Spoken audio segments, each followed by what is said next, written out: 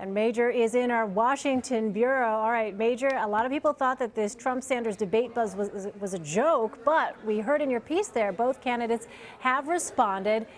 Let's just say that a debate were to happen between Donald Trump and Bernie Sanders. What position would that put Hillary Clinton in politically if they decided to go forward?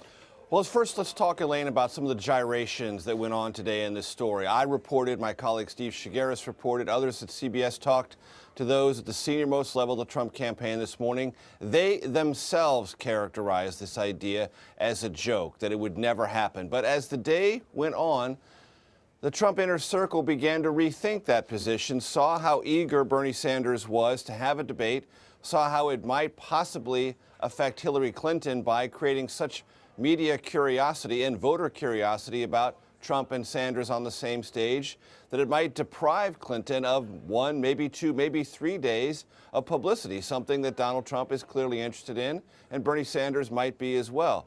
So as the day evolved, the Trump campaign got more serious about this. The Sanders campaign was always eager to jump in, and so talks at the network level began to take on a bit more seriousness. A lot of networks are involved. There would have to be a TV network of some kind involved. This one is also involved, it should be noted. It's a very big long shot. Many, many, many things have to fall in place for it to actually come across. It would have to be turned around very quickly. June 6th would be the only day it could happen, the day before the June 7th California primary. From a technological point of view, meaning putting everything together, there are challenges there.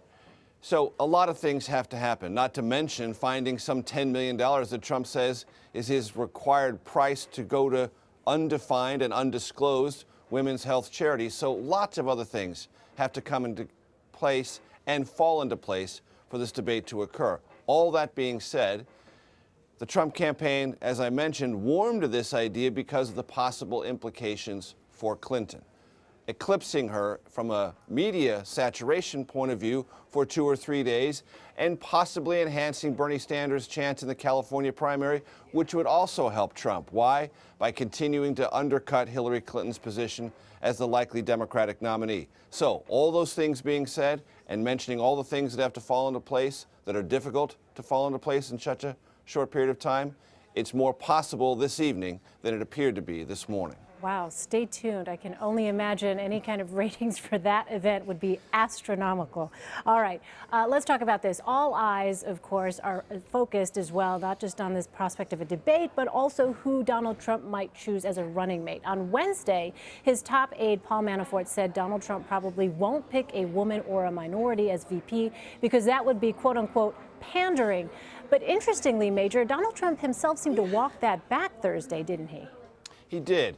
But he did it in a sort of Trumpian circular way where he never actually, if you take a look at the transcript, and if you watched it and remember it happening live, he never actually said, I'm looking at putting a woman or a minority on the ticket as my running mate. I'm vetting women, I'm vetting minorities. He never said any of that. He just said, I would want to have women at the highest levels of my administration. I'm not necessarily sure that's true. I don't want to pander. And Paul Manafort was saying we wouldn't want to make a choice that was viewed as pandering. So in one respect, the Trump campaign is sort of saying we will consider women and minorities, but they never actually said, and Trump never said, any of them are actively being considered now or will soon be considered. This goes back to our long-running conversation, Elaine, about the actual process within the Trump campaign. It is still not really begun in any seriousness. There is a lawyer assigned to pull together the various documents required to formally vet potential running mates, but that process has only just begun, so we're at the very beginning of this, nowhere near the end, and for that reason, there is a lot of circular talk, even from Trump himself, about who might or might not be considered. I'm feeling that talk will be continuing here in the days ahead. Oh, Major, in Japan on Thursday, President Obama answered a question about the international response to a potential Trump presidency. Let's take a listen to that. I think it's fair to say that they are surprised by the Republican nominee. They are not sure how seriously to take some of his pronouncements, but they're rattled by him, and for good reason, because a lot of the proposals that he's made display either ignorance of world affairs or a cavalier attitude or an interest in getting tweets and headlines instead of actually thinking through what it is that is required to keep America safe and secure and prosperous, and what's required to keep the world on an even keel. Major, how unusual is it to see a sitting president wade into a presidential election in that direct way while abroad? It is unusual, but everything, and this is becoming a cliche, Elaine, about this election is unusual. And if not without precedent, it's hard for those of us who covered a lot of presidential campaigns to remember anything like what we're seeing. And we can say that almost at least once a week, sometimes twice a week. This pronouncement from President Obama does reflect what he considers to be important and serious private conversations he has with world leaders. He was at the G7 summit in Japan, where several of them were, many of them close allies of the United States. And you don't have to be a president of the United States to understand that this is the Trump phenomenon, a topic of conversation around the world.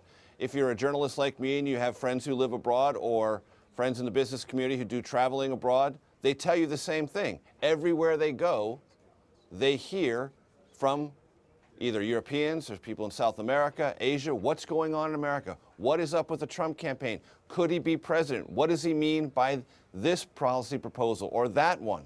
And if you talk to members of Congress who interact with ambassadors, they will tell you exactly the same thing.